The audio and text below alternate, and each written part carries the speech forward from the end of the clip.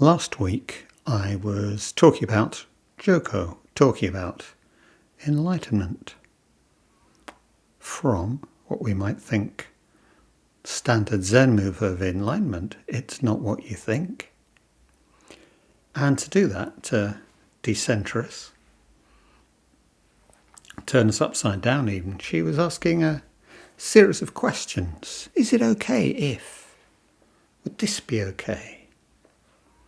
And the reason that she was doing this was to challenge our kind of automatic identification with this body, this mind.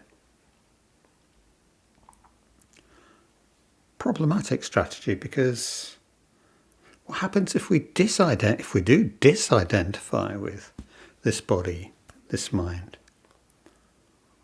In fact, I talk a lot about dissociation. What happens when we are disidentifying with some part of our mind, and the endless trouble that that can give rise to? Similarly, if I disidentify with my body or part of my body, problems that can lead to in terms of body image.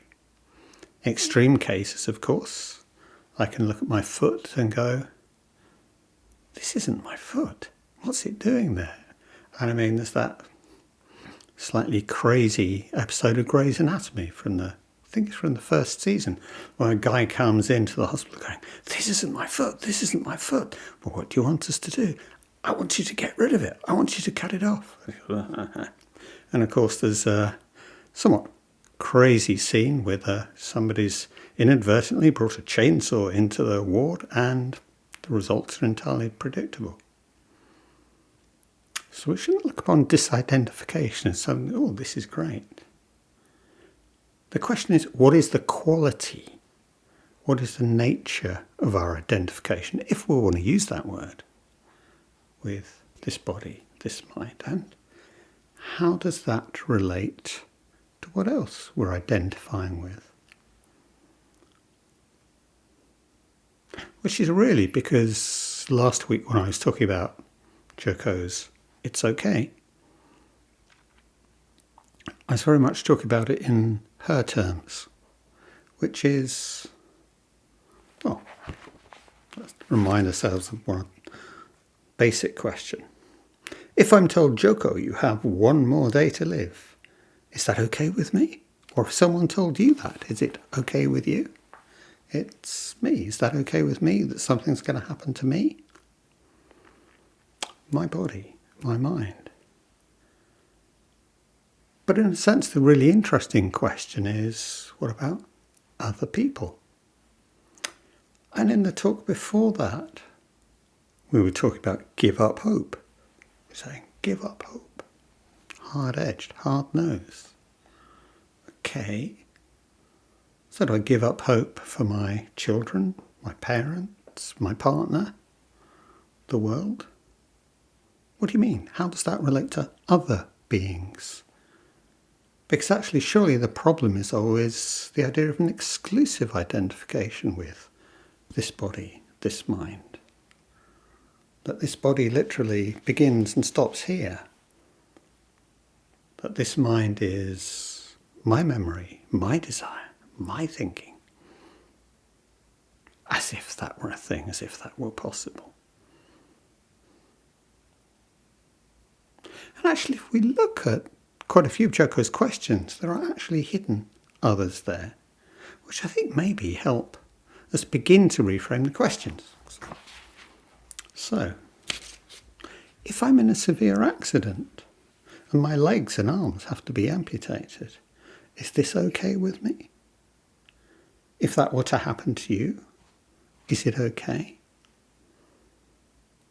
And of course, she's asking that in the abstract. But in the sense, whether it's some demonic kidnapper or her family or the most high-tech hospital in existence, somebody is looking after her. What's that relationship? What's that relationship of care? How does that play with being okay and not being okay? If I were never again to receive a kind or friendly, encouraging word from anyone, is this okay with me? Okay is an abstract thought experiment, but the question is, and it's an idiot question, but I think it's a good Zen question. Why? Why are you never getting another friendly or encouraging word? How is it possible to imagine yourself as separate? Is that a thing?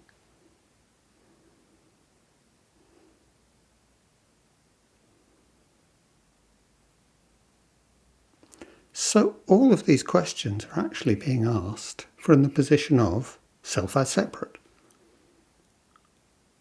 Is it okay to be entirely separate, separated in all these ways? Is that okay? And is that okay in the sense that she's asking us? And is that really what a measure of okayness would be? And I think the direction I was moving towards last week is very much that, no, that's not what we can mean okay. Is it a problem to have problems?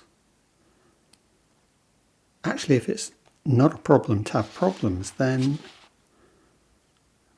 maybe we get towards that different sense of okay, which doesn't sound so much like isolation. And of course, what Joko says to self. Where are we go? Singing and dancing are the voice of the Dharma, and screaming and moaning are also the voice of the Dharma. And these aren't really activities I do on my own.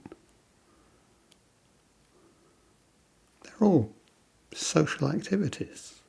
They're all part of life, but not life of a me in exclusive isolation. And I think we can, if we want to reframe these questions and really begin to talk about other beings, whether that's the folk on the street, the folk in Gaza, or nearer to home, my children, my parents, my partner, those that I care about deeply, deeply, deeply, deeply. How would it even play to ask, is it okay if my child's in a severe accident and their legs and arms have to be amputated? Is this okay for me? If that were to happen to them, is it okay? Can we confer okayness on them? So if we're conferring okayness on ourselves, it comes back to our basic Zen questions. Who's saying it's okay and for whom? Similarly, if my partner, we've lost track, were never again to receive a kindly or friendly, encouraging word from anyone, if they were never going to have that, is this okay with me? What does that even mean? Who gets to say it's okay, and what would that even mean? Who's saying it's okay for who? Now, I don't think this makes Joko's talk in any way pointless or stupid. I think coming from the direction in which she is, she's asking a set of 100% important, 100% valid questions. And that's why I and other teachers keep coming back to this talk. Because it's a damn good question. Is this okay with you? As I said, it's a koan. It's not really answering. Well, in a way, yeah, in a way, not. Of course it's not okay. And yet, with a lifetime of practice, or even maybe less than maybe where we are now, as Joko says, in a way it's okay. Remind us again that she actually says, I'm not saying not to try to prevent these states, not to change them. I'm not saying we should not have strong feelings or preferences about them. Back to the screaming and howling.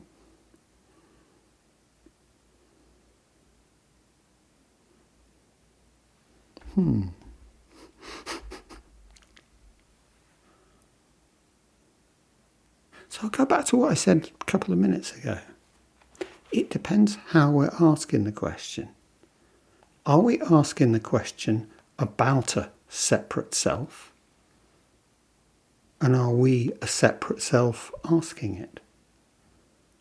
Coming from the position of the separate self, of entire separation, there's no way that any of these things can be okay, because they're just not.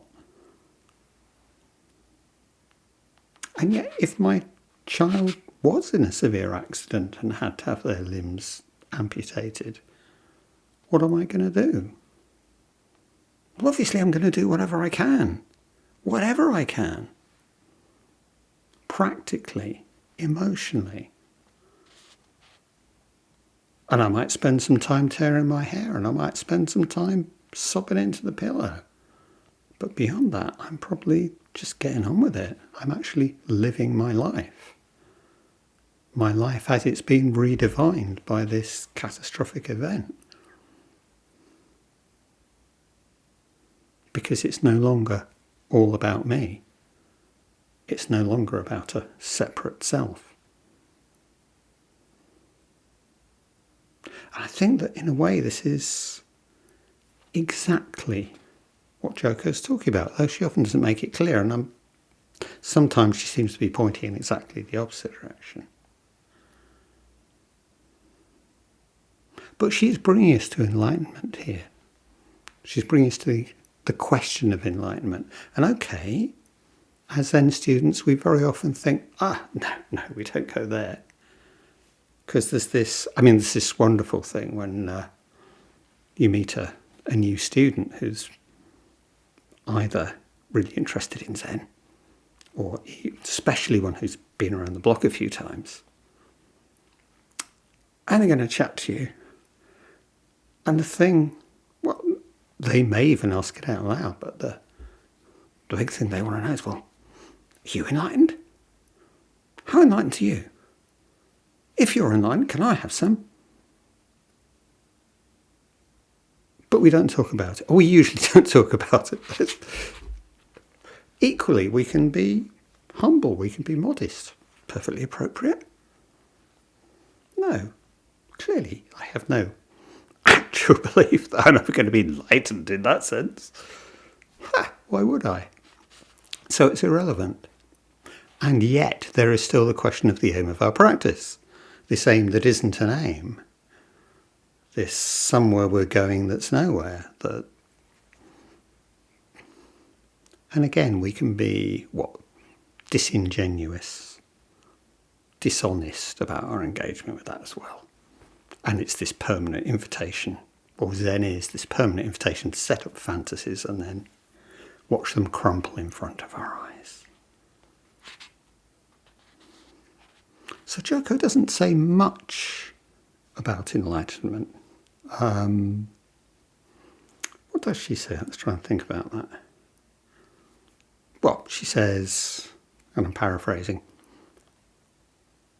this is what the enlightened state would be, but I really don't think there's ever been a human actually like that. That's fair. I know a lot of Theravadins would throw up their arms, but of course Shakyamuni was fully enlightened, utterly and totally. Okay, she's basically saying she doesn't want to go there. We don't need to go there. And of course in Zen, give me your definition of enlightenment, show me enlightenment. It's not that. Or Joko's wonderful remark about another teacher. You can't help wondering, which other teacher was she actually thinking about when she said this? There's nothing wrong with him. He just thinks he's enlightened. So, what do we think about enlightenment? Let's go back to good old Mr. Gautama, Shakyamuni Buddha. If we think in terms of the various Buddhist traditions and how they might imagine enlightenment, I don't want to go into, details or technicalities or the metaphysics of it. We'll kind of stick with the psychology because that's our actual engagement with it. What we think about it. And I was thinking, okay, well, 3 basic strategies here. And I did kind of think about a whole talk about this, but actually much more interesting just to kind of nod to it while we're talking about these questions. Is this okay with you? Is it okay with you if you live the rest of your life as a beggar? That seems a good something to push against while we're thinking about the niceties of enlightenment. Okay, so first would be, and I think this figures strongly in the Theravada tradition and in what do appear to be some of the oldest suttas, withdrawal. That actually, we imagine enlightenment as the ability to withdraw from the world. It's the whole stop the world, I want to get off. Well, actually, I can stop the world, and I am getting off. Thank you very much. And Shakyamuni there becomes a kind of role model for us all. Yes, with an infinite number of incarnations, an infinite number of rebirths, you too could stop the world and get off. And of course that relies on and buys into a particular way of thinking about the world, a particular kind of metaphysics. But in strict psychological terms, what we're talking about is safety. There is a place of rest. There is a place of safety where I don't have to try anymore. Where there really aren't any more problems because it's done. It's over. End of story. That's one aspect, possible attitude to enlightenment, which plays in our traditions. The kind of opposite of that is the one of power, of majesty. And maybe that's our, major fantasy that we don't want to talk about. And again, you have this wonderful ambivalence in the tradition between the Buddha and the Chakravartin, the wheel-turning monarch. And of course, when Shakyamuni is going to be born, I can't remember who it is, but say, yes, he will either be a fully enlightened Buddha or a wheel-turning king. He will either have total ability to control the world, or even better than that, he'll be all-seeing, all-knowing. He'll have knowledge of all of his previous lives. He'll be able to show the way to step off the world. And so there are wonderful stories about the power of a Buddha. And within the Mahayana tradition, that gets seriously developed. And you get the sense of, whoa, endless Buddhas, endless Bodhisattvas, endless Buddha verses. Unbelievable numbers, time spans, eons, as many as the grains of sand in the Ganges, and this huge scape. CGI, eat your heart out, really is, imagine, you can't. And that's basically the whole point, isn't it? Yeah, and the power and the safety, the omnipotence, invulnerability of that power. And maybe I can just have a little of that, a little tiny bit of that. It's a power. But the other orientation is engagement. Okay, Shakyamuni, says Indra, god of most things, comes along. Okay, Shakyamuni, you're enlightened. What are you going to do now? Don't really know. Why not try teaching? And we have this, classic conversation. Well, some beings have little dust in their eyes. They could be easily enlightened. Yeah, maybe. Yeah. And spends the rest of his actually pretty long life, whatever it is, 40 years or whatever, working, teaching tirelessly for the benefit of all beings. That's not withdrawal, that's not thanks and goodbye. And it's not, I will enlighten you. It's actually patient, endless work of engagement with the world, engagement with sentient beings. And it's obviously that aspect that this whole outward-looking practice of the Mahayana, which Zen is a part, takes its base. Because actually when you see that the business is really about all beings, because we are not separate selves, it's a no-brainer. You can't not do that.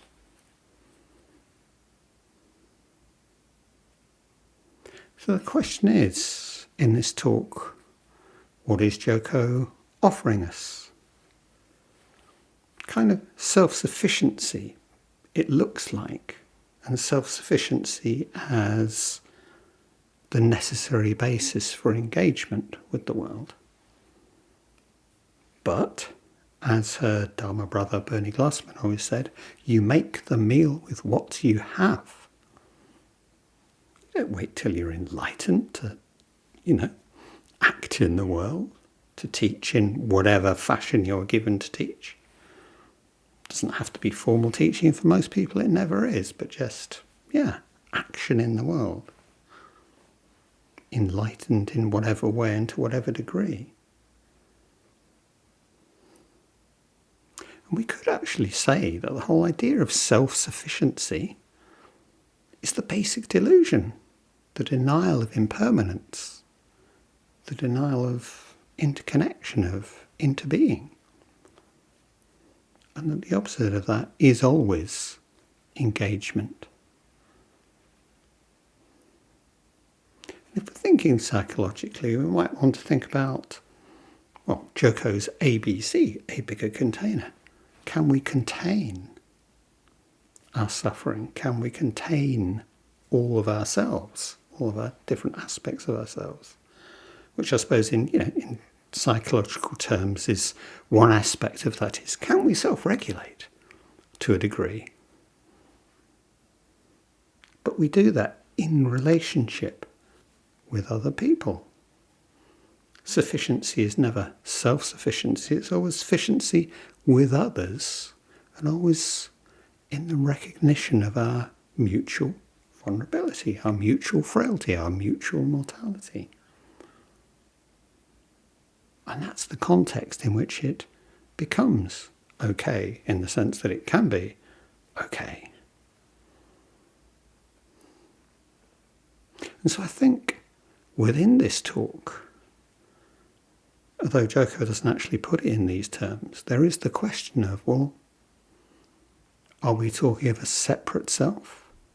In which case it can never be okay. Why would it be okay for me to suffer these things?